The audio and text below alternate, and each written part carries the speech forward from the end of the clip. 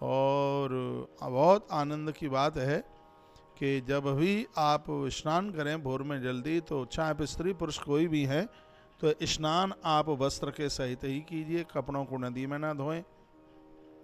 अपने घर पर ही वस्त्रों को लेकर के आइए और वहीं धोएं। स्नान के तत्पश्चात में एक श्रीफल नदी में विसर्जित करें, दिया जला करके रखें, माँ को वंदन प्रणाम करें, आटे की छोटी छोटी गोलियां बनावें और वह नदी में सरता में छोड़ करके आवें। मछलियों के लिए मैं कहूँगा कि यह वर्ष आपके लिए इतना अत्यंत सुखकारी होगा, आप कहोगे महाराज जी धन्यवाद, बहुत आनंद हो गया। आपसे हो सके तो आप आटे का घी का लड्डू बनाइए और जहाँ भी कहीं आपको नंदी मिल जावे, नंदी को खिला दीजिए। आपकी जन्म पत्री का संपूर्ण पितृदोष समाप्त हो जाता है। यह उपाय अमावस्या के ही दिन होता है। ये बहुत ध्यान से सुन लीजिए।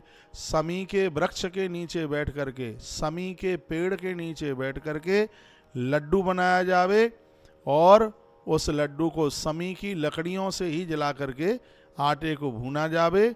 और जैसे जैसे तुलसी की लकड़ी जलाकर भगवान नारायण का भोग बना करके भोग लगाया जाता है, तो वर्णन किया गया कि हजारों वर्षों तक का भगवान का भोग लगाने का पुण्य प्रदानित होता है।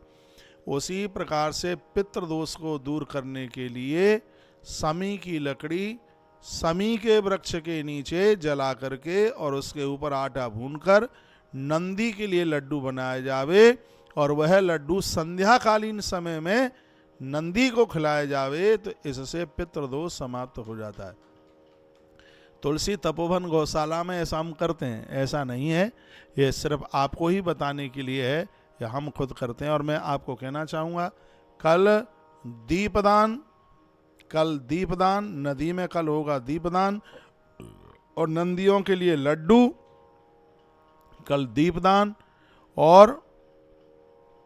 दीपदान और नंदियों के लिए लड्डू, ये व्यवस्था कल की जा रही है। सहयोग तो आपसे 500 रुपया लिया जाएगा, लेकिन इतना आनंद हो जाएगा, आप कहेंगे कि कमाल हो गया।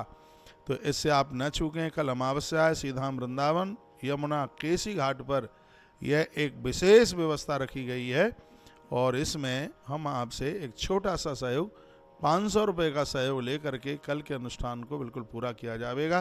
तो आश्रम के सभी नंबर चालू हैं, सहयोग करते हुए एक मैसेज आप हमारे लिए भेज दीजिएगा। कल का दिन आपके हाथों से ना निकल जाए। 500 रुपया, 5 नंदियों के लिए लड्डू, एक नहीं, बहुत बड़ी संख्या है नंदियों की, ये नहीं कि एक को खिला दे।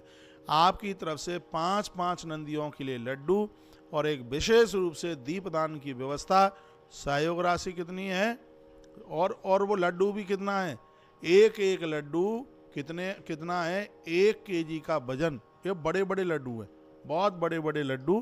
तो ऐसे लड्डू वो तो कल आप टीवी पर देख लेंगे और यह लड्डू खिलाया जाएगा। क्यों आचार्य जी, पिछले बार लड्डू का वजन तौला था, कितना बैठा था? 600 ग्राम था शायद, 600-700 ग्राम का था लड्डू। हाँ, लगभग ध्यान में आ गया है, 600-700 ग्राम का लड्डू का वेट है।